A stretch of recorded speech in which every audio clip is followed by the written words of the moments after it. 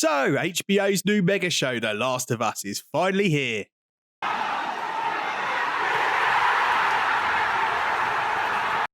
The hype for the series has been massive. According to one survey group, The Last of Us is by far the most highly anticipated TV series of 2023. And when you look at the show's production, it's hardly surprising. After all, the show's based on a smash hit computer game, which not only comes with a fantastic story, but also a huge fan base. There's 20 million people out there, myself included, who bought this game. Then there's the budget. HBO have gone balls out in this department, chucking a whopping $100 million at the first season. Oh, and it's all been created by an award-winning writer-producer, Craig Mazin, of Chernobyl fame. I mean, the show's got so much in its favour that yours truly even did a video on just that topic. Go check it out after this one if you fancy. So the big question, did episode 1 of The Last of Us deliver? Well, you lovely lot, stick around and you'll find out. Oh, and I nearly forgot, spoiler warnings ahead for episode 1 of The Last of Us.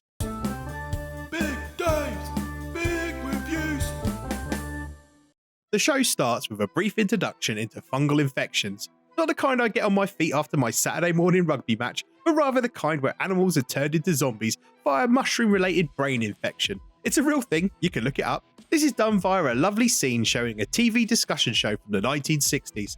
Now, whilst the purpose of this scene is to give the audience a brief overview of how deadly such an outbreak could be, it also reveals something else. Namely that the writers know what they're doing.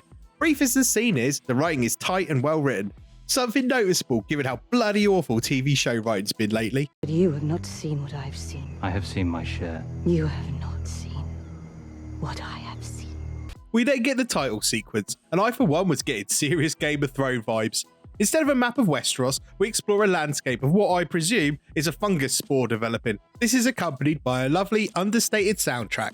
I'm sure the producers deliberately copied the Game of Thrones House of the Dragon style to evoke feelings of something grand and awesome coming the viewer's way. Regardless, they did a good job.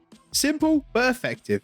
Right, before we get into the main part of the review, I'd kindly like to ask you all to subscribe to my channel. It's only been going a few months, so I can honestly say that every subscriber really does mean the world to me. Thank you. The show kicks off in earnest in the early noughties with a teenage girl, Sarah, and her father Joel, a Desert Storm veteran turned builder. It's a fairly typical Texan family, with the obvious exception that there's no mum on the scene. We see a standard day from Sarah's perspective: school, a trip to get her dad's watch fixed for his birthday, then baking cookies with the neighbours before home and a cuddle with dad on the sofa. Of course, even those of you that haven't played the game must know something bad is going to happen, and sure enough, it does. Sarah is awoken by the neighbour's dog, so goes to investigate what's happened to them next door, and it's clearly nothing good.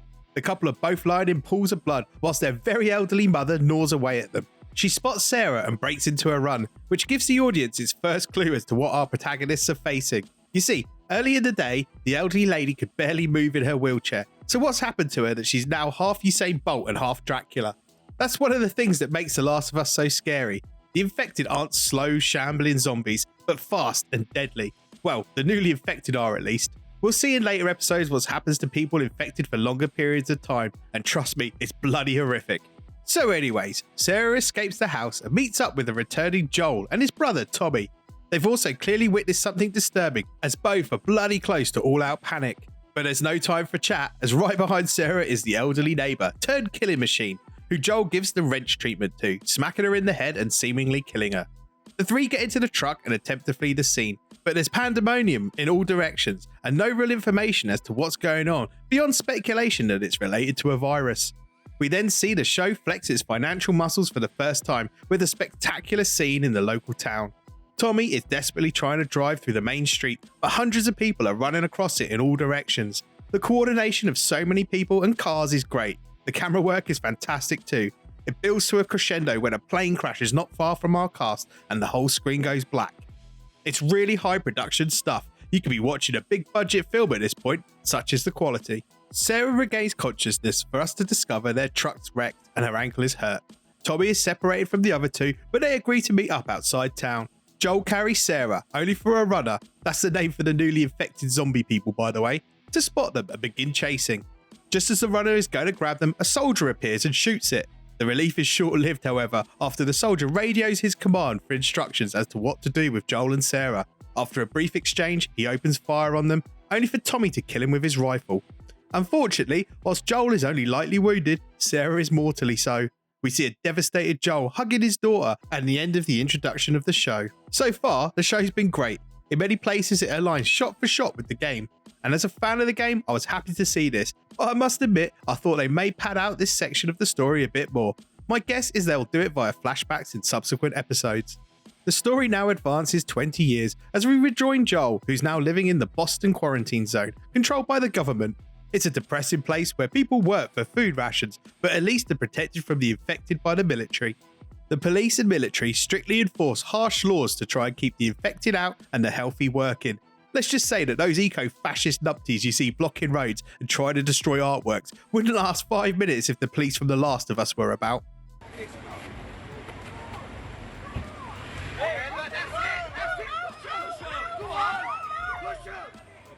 Bloody hippies. Anyways, Joel has a side hustle in smuggling goods in and out of the quarantine zone, a crime punishable by death.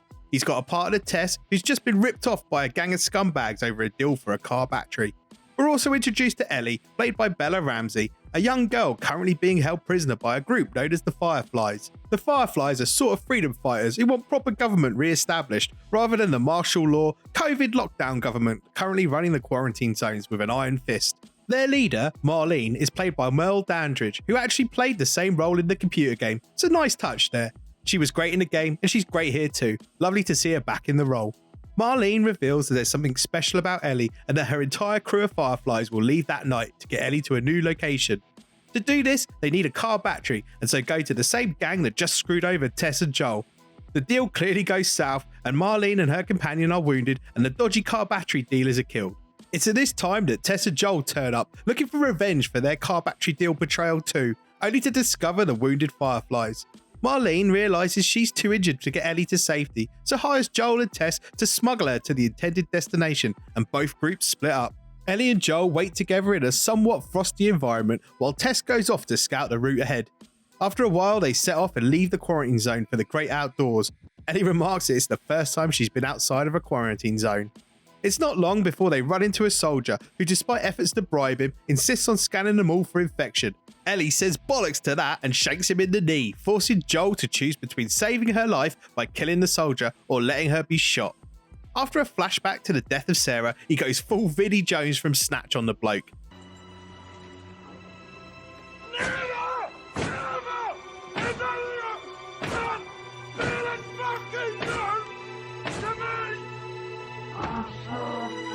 We see that Ellie is infected, but she promises to explain to the group as they set off into the night. And that's basically your lot for episode 1. So was it good? The short answer is yes. It was basically a shot-for-shot reshooting of the computer game in many scenes, but with a big budget and a lot of talented actors. It's hard not to love it really. I suppose I was expecting a bit more additional information from the first episode, but at the same time, if it ain't broke, don't fix it. If you push me, I suppose there were a couple of minor negatives. Firstly, the sound editor seems to be a bit of a dozy pillock. I was constantly having to adjust the volume to get the dialogue at a consistent level. I'm sure you lot are aware of that old scary movie trick of having quiet dialogue so everyone turns up their volume, resulting in loud jump scares. But that wasn't the case here. It just seemed like they had a wide variance in dialogue volume. Might just be me. I hope they fix it if it isn't. Secondly, that old topic, race swapping. I'm going to cover this in a separate video, but for the time being, I've read a lot of debate online about Sarah no longer being white. I've also seen discussions about Joel being played by Pedro Pascal, who's from Chile. But given most Chileans were white European, I'm not sure I really get this argument. I will say, I'm not a fan of race swapping in general, but Nico Parker, who played Sarah, did a really good job, and given it's probably a minor role, I'm not massively bothered. Those gripes aside, I thought the show did really well overall. I think Craig Mazin played it safe in episode 1 by sticking very closely to the game. This is a sensible choice given that the game starts off with plenty of dialogue and plot points for him to work with. Obviously the game moves away from storytelling and into gameplay after this, so I'll be interested to see how the show fills in these gaps with additional story content. Whilst I'm sure there'll be plenty of zombie slaying action, there's no way they can fill an entire series with just action and the plot that's in the game. Regardless, there are plenty of other positives too. Pedro Pascal is solid as Joel, and more importantly, Bella Ramsey hasn't been a mega annoying Ellie, something a few people worried about before the show aired. The writing and cinematography has been great, so the show's got all the basics covered and covered well. There's really not much more I can say other than I can't wait for next week's episode when we'll really get to see what this show's made of. Bloody hell, you've made it to the end of the show. Well done you. Now, if you could be a diamond and subscribe to the channel and hit that notification bell, that'll make sure we can keep in touch in future. Please also drop a like on the video and maybe even comment below. A bit of banter's always welcome. I'd like to wish you all the best. Until next time.